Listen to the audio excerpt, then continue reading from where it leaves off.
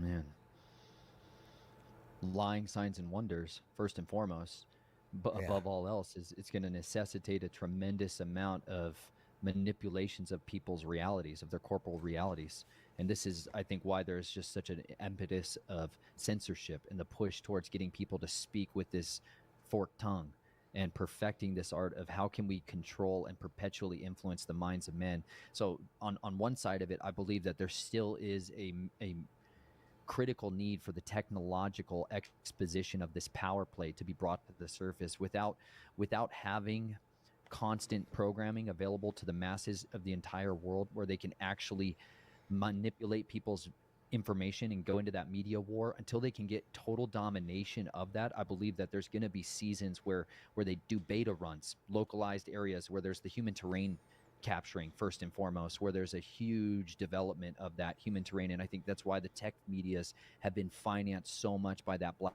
darkness, by that black gold, because they needed the super state, they needed the surveillance state, they needed the means to be able to reach into the minds of every single person on this earth and pump their propaganda into them so that they could create, I mean, really the beast, the technological beast kingdom, so that people would demand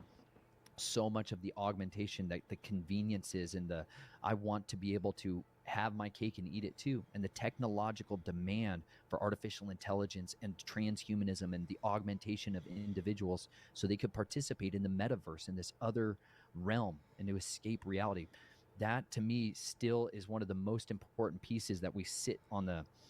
sidelines for me, and I observe very carefully, is to see when those technological breakouts are going to be brought forward. You know, when you look at something like Starlink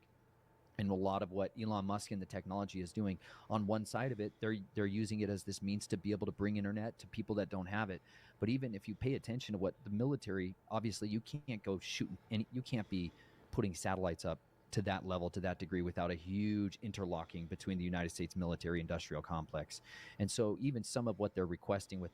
like their communications abilities is to be able to boost it to gigaspeed internet to anyone, so that once you have that level of high speed infrastructure in place to where everybody on the earth can have high speed internet on demand, technology in their hands on demand, it will enable the most important component to take place, which is the ability to deceive the masses. And so Yeah. that to me is one of the pieces that I always watch most closely, because until that piece is there and still there's rural people, like my buddy who did telecommunications for a lot of years, he was being flown by helicopters into the middle of stinking nowhere, northern Alaska, so that random little tribal people of 40 of them could have cell phones and have the ability to communicate and buy stuff and spend money and be able to be propagandized. They were incentivizing people to have that kind of reach. Well, that is the only thing that's going to continue to grow globally, and that's one of those hallmark indicators that we have to keep our eyes on. But that for me is one of those areas on the global terrain map that I think people need to be most cognizant of in that regard, is to how to guard their eyes and their ears, because this is, if we are so prideful in thinking we ourselves can't be deceived, we're going to cause a stumbling block for ourselves. It says literally, unless the days are shortened, the elect themselves are going to be destroyed. We are going to be led astray. And so for me, I think the most critically important thing that people can do is to store up the word for themselves in their heart, to memorize it, to meditate on his word, to store that up in themselves, lest they be deceived, lest they have that, they need that intimacy of the relationship with Jesus Christ, Yeshua the Messiah, so that they can have the mind of Christ, so they can navigate walking through the midst of broods of vipers, of demons, properly just everywhere, all around us at the same time, lying spirits breaking forth. When that unleashing begins to take place,